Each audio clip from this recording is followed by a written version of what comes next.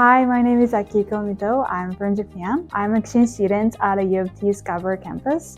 I major in Portuguese, but here during the exchange year, I was studying the food culture and history. I found out this Kintore by my friend who works here. I attended the Stride workshop and some of the volunteer work that interacting with the high school students. The Kintore offered me the opportunities to meet other university students. It helps me to understanding what other people think about in academic fields. It really helps me to fulfill my exchange year in terms of interacting and knowing what other culture and perspective is. I would definitely ask exchange students come or visit here to build a community with other people, because especially in the exchange year, it's hard to meet other international students as well as the local students.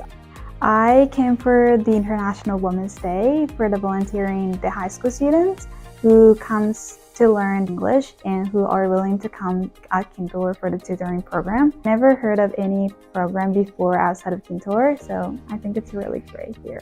My highlight is communicating with high school students, and one of the high school students personally contacted me and trying to ask me for help to learn English as well as how to adapting a new culture. She just came to Canada just a couple months ago and she has been struggling. I'm really happy that I could be the one to help her out. So that was my highlights and that was really great.